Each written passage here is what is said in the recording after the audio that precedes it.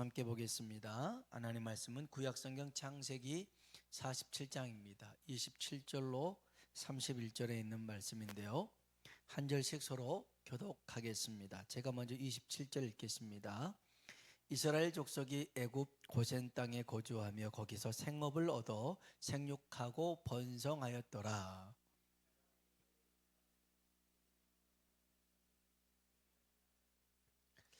이스라엘이 죽을 날이 가까움에 그의 아들 요셉을 불러 그에게 이르되 이제 내가 내게 은혜를 입었거든 청하노니 내 손을 내 허벅지 아래에 넣고 인애와 성실함으로 내게 행하여 애굽의 나를 장사하지 아니하도록 하라.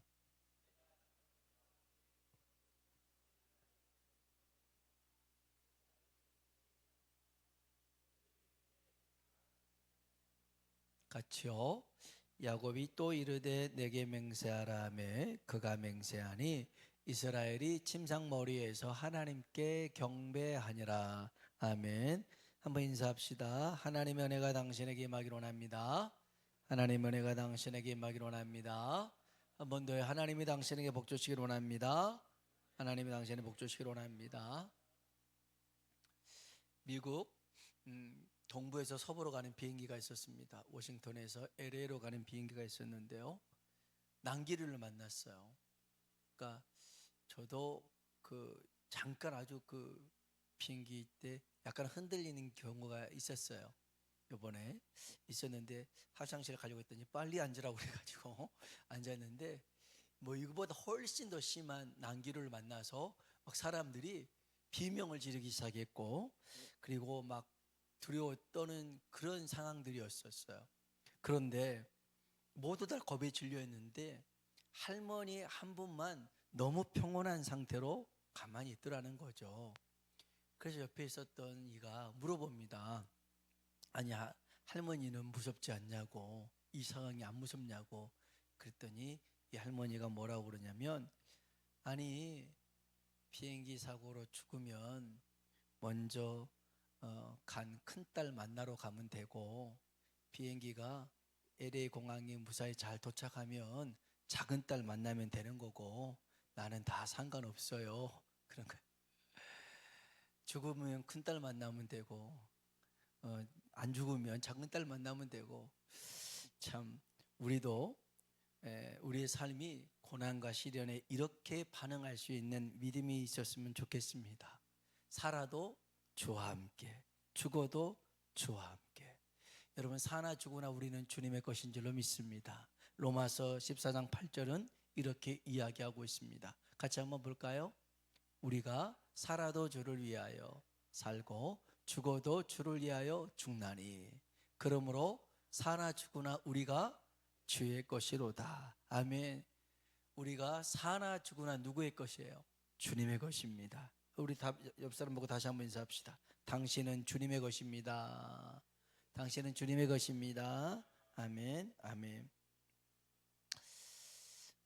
죽은 줄만 알았던 요셉이 살아있다. 그리고 애굽의 총리가 되었다. 자기를 애타게 기다린다라는 말을 야곱이 들었습니다. 그래서 애굽으로 내려가게 되었고요.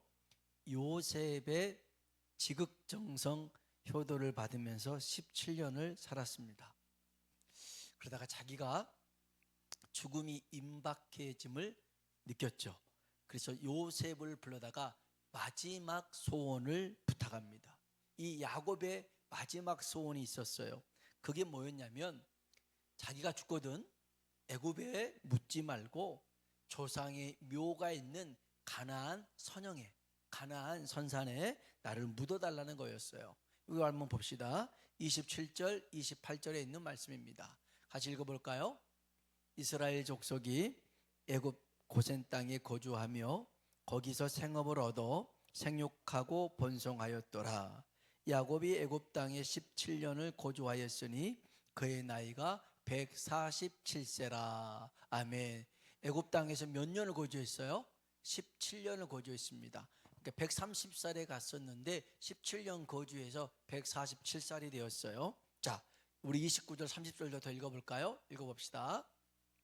이스라엘이 죽을 날이 가까움에 그의 아들 요셉을 불러 그에게 이르되 이제 내가 내게 은혜를 입었거든 청하노니 내 손을 내 허벅지 아래에 놓고 인애와 성실함으로 내게 행하여 애굽에 나를 장사하지 아니하도록 하라. 내가 조상들과 함께 눕거든 너는 나를 애굽에서 메어다가 조상의 묘지에 장사하라. 요셉이 이르되 내가 아버지의 말씀대로 행하리이다. 아멘. 아멘. 자, 야곱의 마지막 소원이 뭐였냐면 자기가 죽을랑 애굽에 묻지 말고 가나안 땅 조상들이 무덤 거기에 장례를 치러달라는 거였습니다. 이게 마지막 소원이었어요. 왜 이런 소원을 했을까요? 야곱은요, 첫 번째로 17년 전에 하나님이 하셨던 약속을 기억하고 있었어요. 우리 한번 성경 봅시다. 창세기 46장 3절 4절입니다. 읽어볼까요? 하나님이 이르시되 나는 하나님이라. 내 하나님 내 아버지 하나님이니 애굽으로 내려가기를 무서워하지 말라. 내가 거기서 너로 큰 민족을 이루게 하리라. 내가 너와 함께 애굽으로 내려가겠고 반드시 너를 인도하여 다시 올라오게 그의 손으로 내 눈을 감기리라 하셨더라. 아멘. 하나님이 이렇게 약속합니다. 내가 너와 함께 하겠다. 반드시 너를 다시 돌아오게 할 것이다. 여러분, 야곱은요 하나님의 약속을 전적으로 신뢰했던 사람이 야곱입니다. 야곱은 요셉의 말만 듣고 요셉 보고 싶어서 애굽으로 내려갔던 게 아니었습니다. 하나님이 함께 하시겠다. 반드시 책임지고 너를 다시 올려보내겠다. 이 약속이 있었기 때문에 야곱이 애굽으로 내려갈 수가 있었더라는 겁니다. 여러분, 야곱에게 하나님의 약속은 공수표가 아니었어요. 확실한 보증수표였는 줄로 믿습니다. 사람은요 자기의 목적을 이루려고 공수표를 남발할 때가 있어요. 되지도 않는 소리를 합니다. 당신이 원한다면 하늘의 별이라도 따다 주겠소. 이 말 같지도 않는 소리에 속아서 결혼한 사람이 얼마나 많습니까? 없습니까? 다들. 저도 그렇게 공수표를 남발한 적은 있어요. 나와 결혼해 준다 하면 손에 물을 묻히지 않겠소. 그래서 고무장갑을 아무튼 그래서 지금 제가 설거지 다 할 줄 알았더니 그게 아니더라고요. 예. 속았죠. 뭐 어떻겠어요. 그런데 여러분, 사람은 속아도요 신실하신 하나님은 약속한 바를 반드시 지키시고 이루시는 하나님이십니다. 민수기 23장 보니까요 같이 한번 읽어봅시다. 하나님은 사람이 아니시니 거짓말을 하지 않으시고 인생이 아니시니 후회가 없으시도다. 어찌 그 말씀하신 바를 행하지 않으시며 하신 말씀을 실행하지 않으시랴. 아멘. 사람은 거짓말해도 하나님 거짓말하지 않는다는 거예요. 신실이 뭡니까? 약속한 바를 반드시 지킨다는 것입니다. 이사야 말씀은요 이보다 더 강렬한 말씀이 있어요. 이사야 55장 11절입니다. 읽어볼까요? 내 입에서 나가는 말도 이와 같이 헛되이 내게로 되돌아오지 아니하고 나의 기뻐하는 뜻을 이루며 내가 보낸 일에 형통함이니라. 아멘. 하나님 입에서 나가는 말이 헛되이 되돌아오지 않는다는 겁니다. 하나님이 말씀하신 바는 반드시 이루어지고 성취될 줄로 믿습니다. 야곱에게 이 애굽에서의 시간은 부귀영화를 누리는 시간이었죠. 아니, 세상에서 가장 좋은 집에 사는 거예요. 가장 좋은 옷을 입었어요. 가장 좋은 음식을 먹었던 시간이 바로 애굽에서의 시간이었어요. 그런데 야곱은 이 애굽은 잠시 거쳐가는 곳 이렇게 늘 생각했어요. 이 애굽은 잠시 거쳐가는 것이고 내가 있어야 할 곳은 가나안 땅이다. 이게 늘 마음에 품었던 사람이에요. 여러분, 지혜로운 사람은 영혼을 바라보면서 잠시를 거쳐가는 곳으로 생각해요. 영혼을 바라보면서 잠시를 거쳐가는 것. 그런데 미련한 사람은 잠시를 보면서 영혼을 잃어버린 사람이에요. 잃어버린 사람이에요. 여러분, 야곱은 하나님의 약속을 품고 살았던 믿음의 사람입니다. 오늘 저와 여러분도 하나님의 약속을 품고 살아가길 주의 이름으로 축복합니다. 야곱이 가나안 땅에 묻히고자 한 두 번째 이유는 하나님과 자신만의 약속이 아닌 할아버지 아브라함, 아버지 이삭, 이들과 약속하신 하나님의 유업을, 믿음의 기업을 유산으로 물려받고 싶었어요. 그래서 야곱이 마지막으로 12아들 12지파를 축복하고 난 다음에 한 말이 있어요. 우리 한번 봅시다. 창세기 49장 29절로 33절 천천히 읽어봅시다. 그가 그들에게 명하여 이르되 내 조상들에게로 돌아가리니 나를 햇사람 에브론의 밭에 있는 굴에 우리 선조와 함께 장사하라. 이 굴은 가나안 땅 만물의 앞 막벨라 밭에 있는 것이라. 아브라함이 햇사람 에브론에게서 밭과 함께 사서 그의 매장지를 삼았으므로 아브라함과 그의 아내 사라가 거기 장사되었고 이삭과 그의 아내 리브가도 거기 장사되었으며 나도 내 아를 그곳에 장사하였노라. 이 밭과 거기 있는 굴은 헷 사람에게서 산 것이니라. 야곱이 아들에게 명하기를 마치고 그 발을 침상에 모으고 숨을 거두니 그의 백성에게로 돌아갔더라. 아멘, 아멘. 가나안에 마므레라는 지역이 있습니다. 여기에 막벨라 굴이 있는데 이 땅을, 이 굴을 이 할아버지 아브라함이 샀어요. 그래가지고 거기에 사라를 매장했는데 햇사람 에브론에게 은 400세겔을 주고 샀습니다. 돈 주고 샀어요.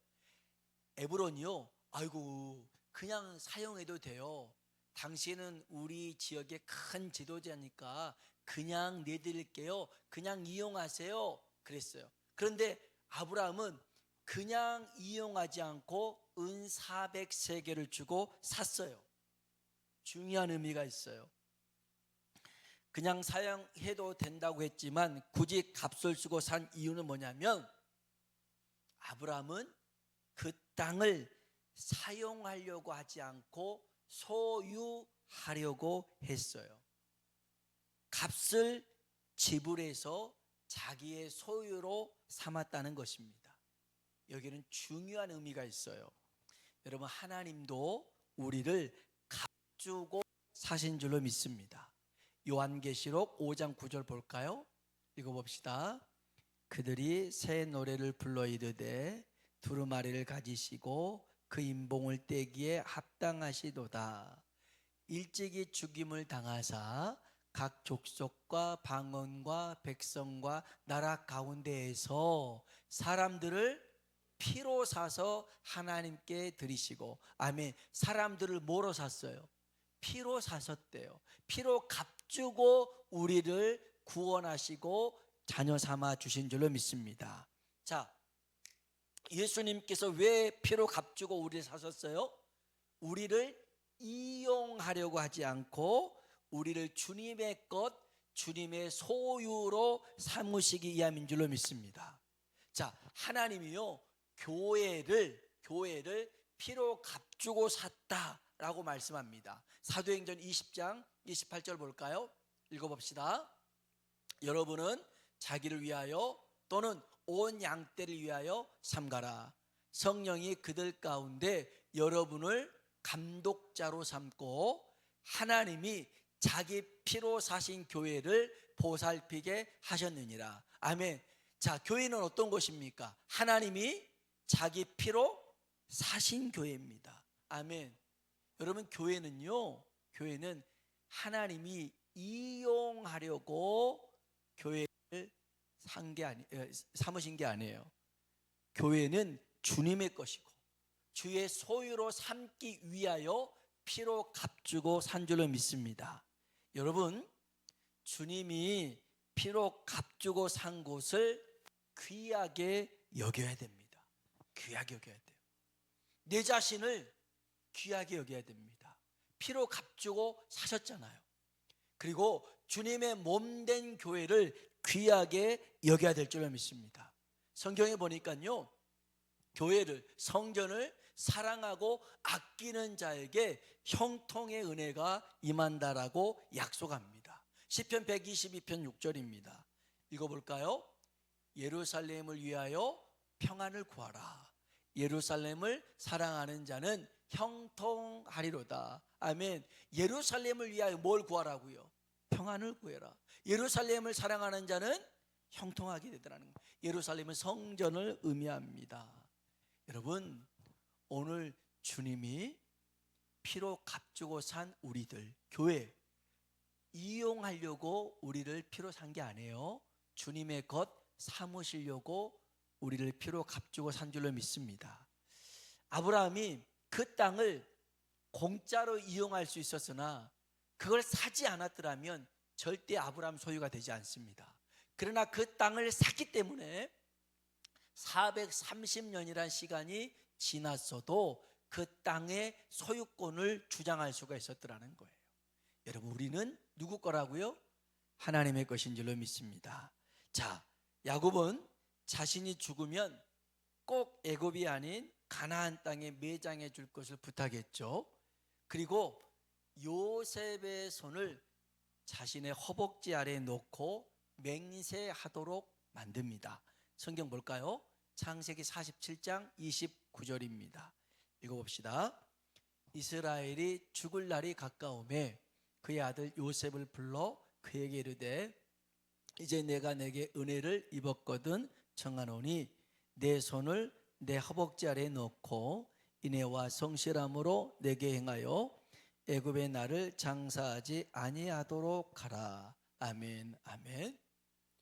이 허벅지 아래 손을 넣어라, 이 말이었습니다.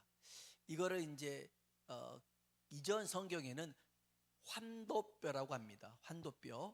그래서 이 환도뼈 맹세라고 하는데요.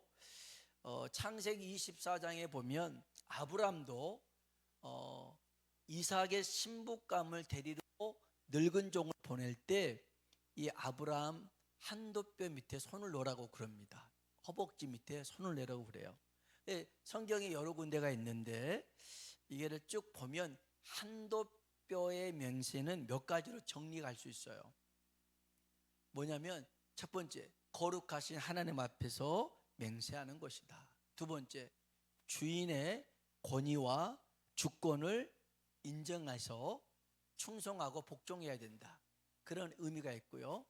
또 환도뼈를 남성의 생식기라고 얘기를 하는 학자들도 있어요. 그래서 이 맡은 임무를 내가 못하면 내 후대라도 이 일을 감당해야 된다. 그런 의미의 환도뼈 허벅지 맹세를 하는 겁니다. 자, 그러면 야곱이 요셉에게 내 허벅지 밑에 손을 넣고 맹세해라, 이런 아까 말했던 의미도 있지만 이 야곱이 이 환도뼈에 대해서 그 하나님 앞에 대단한 흔적이 있어요. 야복강 나루터에서 목숨 걸고 기도했거든요.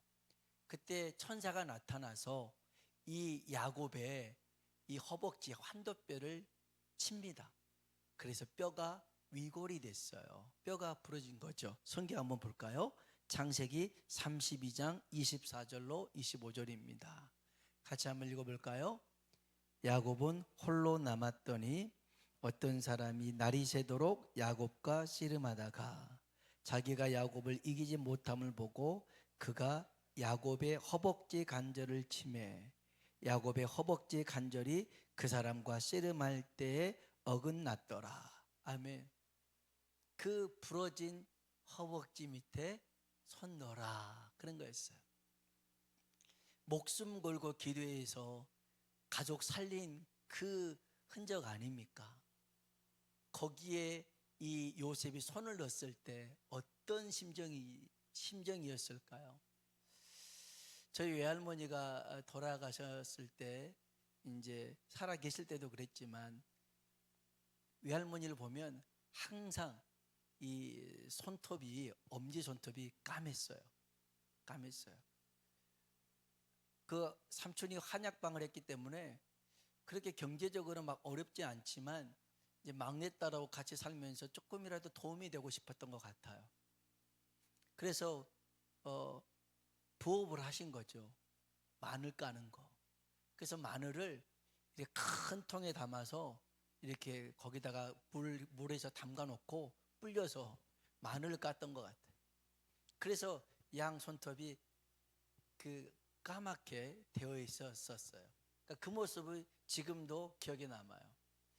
그런 걸 보면 참 그 자식을 사랑하는 그 마음이 얼마나 컸겠어요. 그 손 보면 아이고 우리 엄마 고생했는데 될 거 아니겠어요. 마찬가지로 요셉이 아버지 허벅지를 어찌했든 간에 접촉하잖아요. 만지잖아요. 그러면 그 허벅지 이제 147세가 되었으니 아무것도 없을 거 아니에요. 근육이 어디 있어요? 뼈만 앙상하겠죠. 그런데 그 뼈가 전에 우리 살리려고 우리를 위해서 목숨 내놓고 기도했다가 부러진 이 뼈 생각해 보니까 어떤 마음 들겠어요? 야곱은 요셉에게 이 소원이 자기의 소원이 네가 목숨을 걸고라도 반드시 지켜야 된다 라는 것을 설명해 주고 있는 거예요. 내가 지금 너한테 하는 거 목숨 걸고 지켜야 된다, 꼭 들어줘야 된다, 이런 의미입니다. 제가 이 말씀을 이렇게 보다가 문득 생각나는 게, 여러분은 여러분 자녀에게 무엇을 목숨 걸고 지켜야 된다 말해줄 게 있습니까? 이것만큼은 반드시 목숨 걸고 네가 꼭 해야 된다, 그렇게 말해줄 게 있습니까? 목숨을 걸 만큼. 야곱은요, 하나님의 약속은 반드시 이루어지니 약속 품고 살아야 된다. 약속 품고 살아야 된다. 값주고 산 곳이 믿음의 유산이다. 그거를 요셉에게 심어주는 거예요. 네가 목숨 걸고 나를 그곳에 매장해야 된 것은 하나님의 약속 때문이고 그게 믿음의 유산이다 라는 겁니다. 그러면 우리 자녀들에게는 어떤 걸 목숨을 걸어야 될 거라고 말해주겠습니까? 재산 지키는 것이 목숨 거는 겁니까? 아닙니다.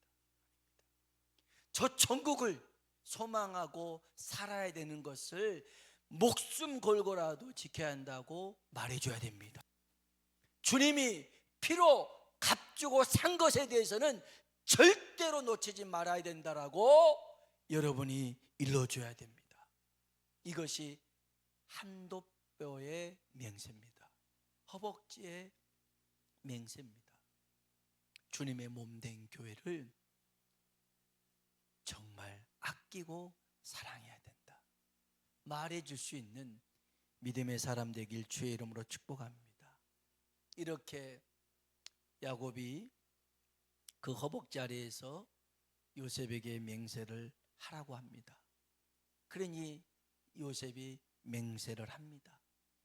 이 맹세가 끝나자마자 147살 먹은 노인이 일어납니다. 온 신의 힘을 다해서 그 침상에서 일어나 가지고 침상 머리에 무릎을 꿇고 경배를 합니다. 우리 한번 마지막으로 성경 볼까요? 창세기 47장 31절입니다. 읽어봅시다. 야곱이 또 이르되 내게 맹세하라 하매 그가 맹세하니 이스라엘이 침상머리에서 하나님께 경배하니라. 아멘. 그 늙은 노인이 힘을 다해 일어나서 마지막 했던 게 뭐냐면 하나님 앞에 경배하는 거였습니다. 야곱의 인생은 나그네 길이라고 얘기합니다. 우리 인생도 나그네 길입니다. 나그네 길의 표본이 뭐냐? 야곱 보니까요, 처음에는 약했었습니다. 흔들렸습니다. 넘어지기도 했습니다. 그의 모습 보세요. 형 에서를 속이고 아버지 이삭을 속이고 나반을 속이고 늘 속이는 인생 가운데 살았지만 이제 147살이 되어서 마지막 순간에는 어떤 모습이에요? 하나님 앞에 경배하는 모습으로 그 인생이 마감되더라는 거예요. 여러분, 우리 인생 가장 복되고 아름다운 것은 무엇입니까? 하나님을 예배하는 것입니다. 그게 우리의 인생 마지막 피날레가 돼야 됩니다. 정말 처음에는 여러 굴곡도 있고 우여곡절도 있었으나 맨 마지막은 이스라엘이 침상머리에서 하나님을 경배하니라. 오늘 그러한 삶을 살아가는 우리가 되길 주의 이름으로 축원합니다.